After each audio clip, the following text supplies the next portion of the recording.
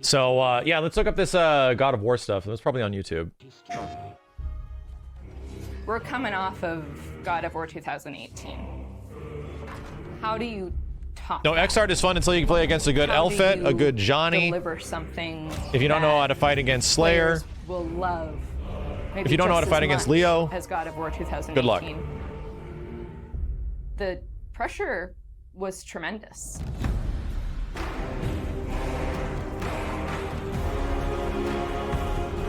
And they likely, right? They likely began development into this game almost immediately after finishing the first game. You know, there probably was a very short period of break until they began working on Ragnarok, because big development studios aren't like indie games where it's just like, we did it, you know, glasses up, cheers, let's take some wonderful time off. No, like big game studios will give you a little bit of a break once you ship. And once the game goes gold sometimes, but a lot of the time, no. Like, no, a lot of the time, you get the fuck back to work. We got games to make. Game is released, on to the next, you know? My name is Ariel Angelotti, and I am the senior producer for Narrative. My name is Richard Gobert. I'm the story lead for God of War Ragnarok. I know there's a lot of people in here that watch every once in a while that literally work at Sony Santa Monica, including obviously Gilly and a couple of Legacy members in the chat.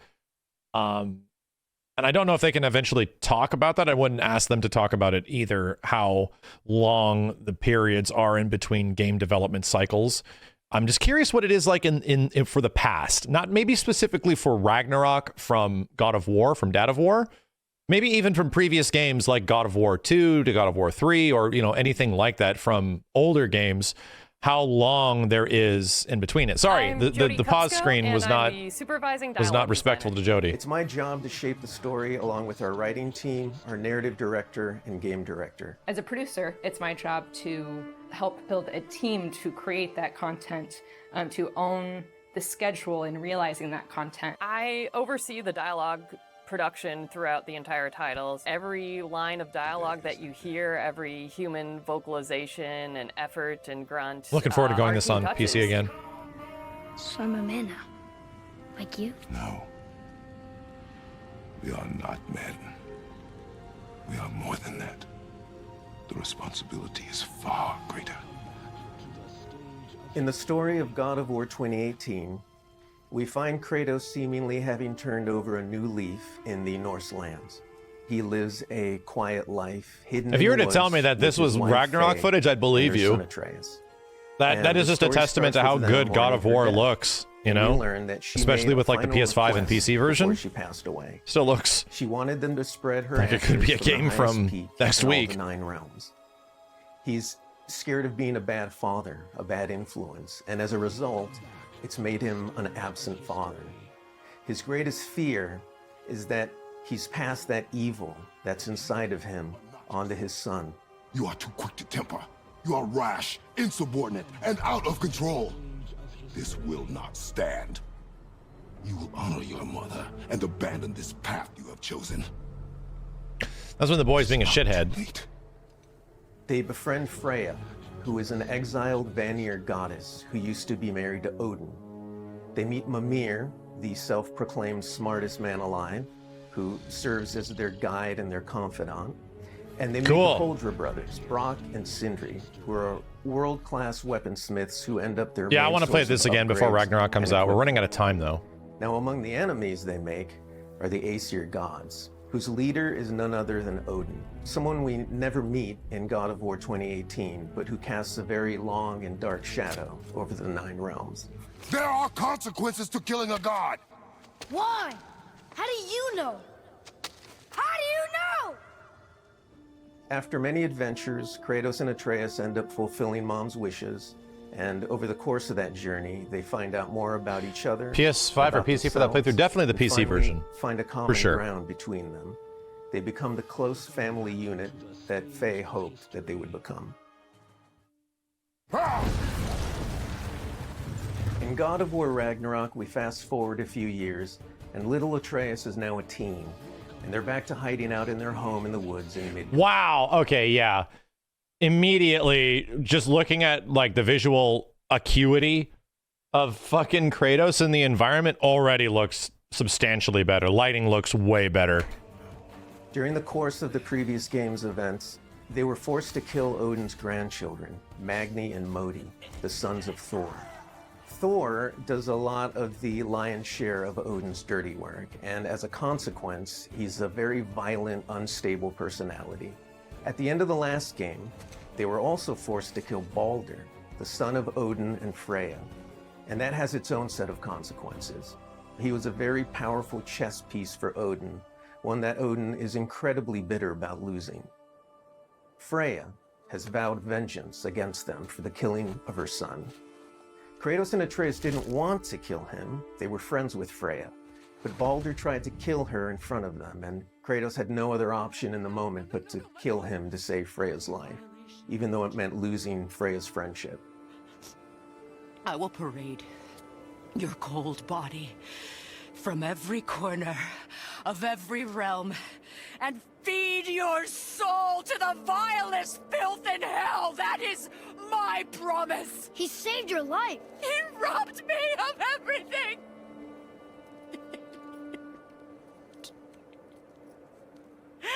Everything.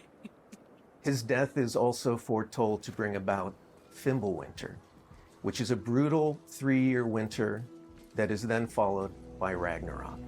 It's an apocalyptic war. Oh, this is the between same all place. the Holy Norse shit. gods, the giants, Holy the shit. dwarves, and the elves, and an army of the dead. They're all destined to fight in a battle that basically ends the world. Kratos is understandably worried about his son and what it means for him. You get to go on this journey with how Atreus grows into a young adult and how Kratos grows into his next era in his life, and really see kind of the parent that he's striving to be, but the person he's striving to be. I find that tale so incredibly relatable. We had started shooting plenty of content before the pandemic hit. In fact, the week before we all went work from home, we were doing a shoot. I remember being on and off that set, running back to the office and having to talk to studio leadership about what was going down and how this was going to impact us moving forward. And those were trying times. For us, it was a very Boy's unique challenge because we had a to stage bring in actor actors and looks a we had to lot record like them. Boy So in we game. had to look at different ways of adapting our typical motion capture process and dialogue recording process so we can continue production and continue at the quality that we wanted for our players and our fans. We had some actors stand in for other characters, actors who were already, who were like core to one of the scenes, might just be able to play a background character in another scene to be able to avoid a situation where too many people were on set on any given day. We avoided compromising the story that we were trying to tell as a result of the pandemic and these limitations that we had to deal with. There were no cinematics that we changed. We still have the same characters in them in the final game. We just had to get a bit creative with how we shot the content. Our actor for Atreus, Sonny, is a teenage boy, and his voice changed dramatically throughout the several years on this title. I don't want to fight anyone. I just want answers. We had to go in and even out that performance so it sounds like it took place over a short period of time. That was a unique challenge on this one. The prophecies say Fimbulwinter leads to Ragnarok. War is coming. Whether the Norse saga was going to be a trilogy or just 2 games was something we debated a lot. There were obviously pros Apparently and this is the cons end of it, right? for either approach. So we waited for Cory Barlog to weigh in, and he did, and he said, let's do it in 2. The consequence to that is, how do you wrap up the story in one game and do Ragnarok justice? How do we lead up to that and then have a big moment at the end of the game and wrap up all those loose threads?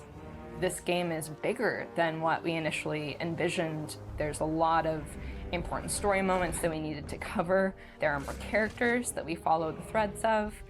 And ultimately, it ends up feeling big and epic because there is a lot there for people to enjoy. I am very excited for folks to see this final chapter. A lot happens.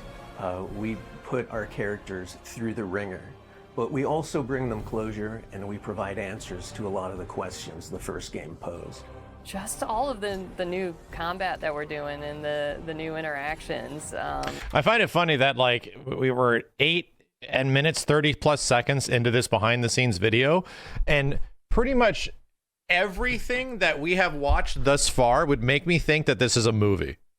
You know, everything that we have seen thus far is almost exclusively going into characters and plot and progression and emotional changes and where things happen from one to the next.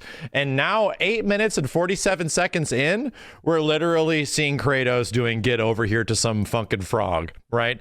At this point, now there's a little bit of stuff for gameplay. Almost like the gameplay is obviously important, right?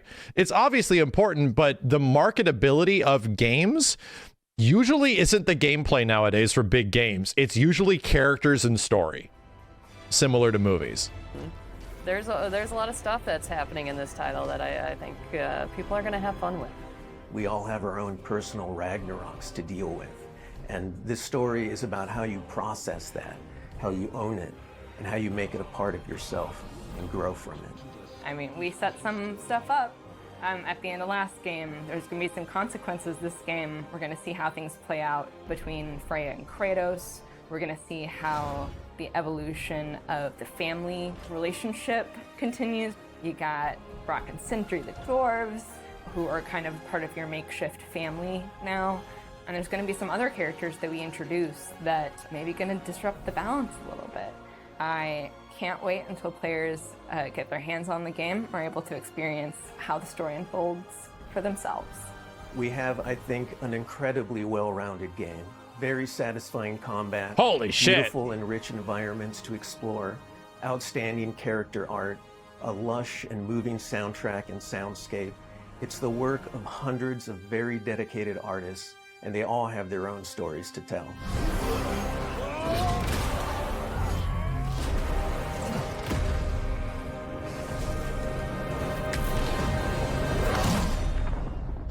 You know what, he should have concluded that like we have these amazing character artists and you know this and we have that. We are doing all of this stuff and we're coming for that Elden Ring ass. We're coming for that Elden Ring ass. You can't stop us. We're going to get it.